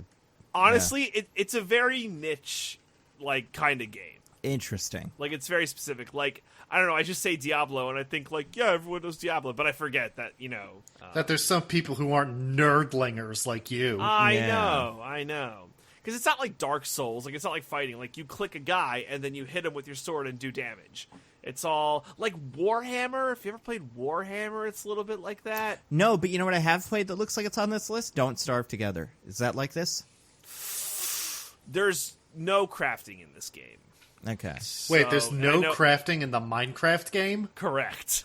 It's just you get loot and you get more loot. Yeah, there's no crafting. It's also saying Borderlands 2 is kind of like that. It's not a shooter. No, But for the sure. like gameplay loop. Oh, sure. Yeah. Yeah, it's like that. If just like not a shooter. It's not open world. Like everything's like a little dungeon, and then there's like a hub world. Gotcha. Cool. Yeah, it's like I think it's like $20 if you don't have the Game Pass. But if you do have the Game Pass, like definitely recommend it. So, yeah. All right. So that's my rec. Diggins, you got anything? Yes, I do. This past week, I caught up with a TV show that I watched last year. It had its first season last year, and I quite enjoyed it. Had a sensible chuckle. But its second season has been airing recently. And I think this second season is even better than the first one. I think they've really hit their stride. And most of the episodes get like full deep laughs out of me because they're really knocking it out of the park. So I'm going to recommend What We Do in the Shadows. This is an FX show. It's based on the Taika Waititi and Jermaine Clement movie, What We Do in the Shadows. The basic concept of both the movie and the show being it's a documentary or like office style documentary where there's no like real documentary or narration, but it's filmed documentary style, and they have talking head segments. But it's one of those in a world where there's like it's our world, but there's secretly this whole world of vampires in the background, and they like stay hidden. But it's very like goofy about it. Like the vampires we're following are not like the cool, glamorous vampires. They're kind of huge losers who have been hanging around on Staten Island for hundreds of years. So it's all kinds of about like their antics, I guess you could say. As there's 4 of them total, and so they are like, you know, they get into all kinds of, like there's one episode where they've decided that they want to try and take over all of Staten Island and, you know, rule it as vampire overlords. So their way of doing that is to go to a city council meeting and try to. I'm making it sound really awful, but it's a really funny show, believe me. I mean, the word Staten Island was more than enough. Yeah, you got me there. I mean, yeah. So it's just like like I said, it's office style. They do talking head segments. They snipe back and forth. They spend a lot of their time in ridiculous petty arguments. And it's just a good time. You know, it's fun. It's funny. Season 2's really been knocking it out of the park. So it's just. I think it's something you should watch. You know, it's good television. Oh boy. Oh jeez. Oh man, Rick, I'm really blowing this one. So, listen, please forgive me for being very bad at selling it, but it's still a good TV show, and you should watch it. No. It's a very funny. It's good. It's a good thing. I love that show. Yeah. I'm not sure. Sorry. I haven't seen the show. Love the movie. Mostly because it has my favorite comedian in it, Jumanji's own Rhys Darby, who I'm hoping, does he show up in the show at all? No, there's actually no shared characters between the show and the movie. Oh, really? Yeah. No, it's just the same thing in a new setting. Okay. Wow, so that's got to be tough then, because I remember they were going to make a second movie, and it'd be almost like the Avatar movie. Where you got to be like, this is kind of like it, but not really. Everyone hates it. But they're both good. Yeah, so it's on FX. Check it out if you. Yeah, no, I've heard good things. And FX is quality. Like they've made some good. Like Legion is very good. They do cool stuff. Also, Always Sunny. And one of my favorite shows of the 2010s, You're the Worst. You're the Worst. That's right. Yeah, Archer. People like Archer. Like I feel like we've gotten past the point where you're like, this is a good network. I'll just turn on that network and see what they got. But And HBO used to be them, but boy, did they whiff it. But like looking at FX now, you got the show Dave, which I didn't enjoy, but I hear people love. Miss America's supposed to be interesting. Atlanta's an FX show. Like Atlanta's got some good stuff. Anyway, that's neither here nor there. But yeah, cool. I'm gonna rec. I forget. Last week, did I rec Kimmy Schmidt? How long has that been? Okay, cool. The Kimmy Schmidt thing is great. I love that movie show or whatever. Yeah, Choose Your Own. The Choose Your Own Adventure thingy. It works really well at being funny, which I know is like a hard way to describe. Like it. I didn't love the season the way that season ended, or like the third season or whatever it was. But the new season is amazing. Or the new thingy is really funny, feels just like the old one, and it uses this stupid Choose Your Own Adventure Bandersnatch format to do something kind of cool. Daniel Radcliffe is in it. He's pretty funny. John Hamm's great. Everybody's great.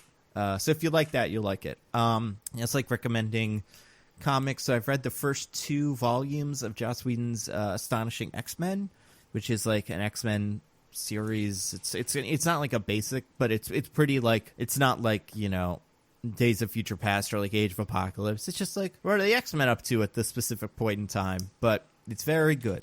I'm quite enjoying it. I have volume 3 here. I'm going to read it tonight or tomorrow night, and hopefully it will be just as good as those.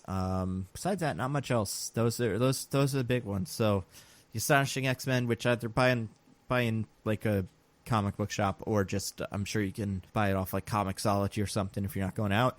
And yeah, the Netflix show, the Kimmy Schmidt, whatever it is, series, movie, episode, pick your own, movie, whatever. Yeah. We need a name for those. But yeah, all that stuff. Recommend that. Next week, what are we doing? Another poll. We'll figure it out. I think another poll. Yeah. Don't let me down, people. Pick the worst option. Let me down, please. Jennifer's Body or Transformers. Those are the ones I want. But also, if we're bored, maybe a Fast and Furious thing. We'll see. We'll let you guys know what we pick. Yeah, anything else? Anything to plug or anything like that? Not a plug, but when you asked what you had wrecked last week, or if you did Kimmy Schmidt last week, I think last week you wrecked Rick and Morty. Oh, and, yeah. I caught up like all of season 4 because it's like all out now. Mm-hmm. And the Vat of Acid episode was like one of the funniest things I've ever seen. So funny. It's a masterclass in like, yeah, if you like Rick and Morty, I'm sure you've seen it, but if you haven't, watch it. It's amazing. Yeah, I think all of the so I haven't watched episode 5, it's the last one, but the first 4 are all so great. Story Train is great. Like, yeah, Story so funny. Train is great. Yeah. Camping is great. I fucking hate camping. Camping's fine. But yeah, that's a fun one. So I think that's pretty good, and you can get that also on like the Cartoon Network, Adult Swim app, whatever. And HBO Max. Oh God, yes, HBO Max, the newest one, the best new one. Have you watched the Anna Kendrick show yet, DJ? No, I'm gonna watch Doom Patrol. Oh yeah, I might watch that too. I've been told it's good, but you also should watch at least the first episode of the Anna Kendrick show. I will not watch the Anna Kendrick show. Everyone by now knows how I feel about Anna Kendrick. She is disgusting and God. Well, unless I confuse your opinion with Nando's opinion again. She's great. She's funny. It's better that way. It gives me so much cover. Oh my God. So yeah. Definitely, we'll talk about those things next week, and something that you guys will decide on. So sorry about making you guys hear our thoughts about Avatar, but you asked. So yeah, thanks. Not much we can do about that. Thank you. Yeah. No one but yourselves to blame. All right, well, until next week, I am at Nando V Movies on Twitter. I'm at Zippy by Day. I'm at This Is an Odd Name. All right, goodbye, everybody. Goodbye. We love you. Bye. Woo. I went a whole episode without saying delicious. I'll leave that in.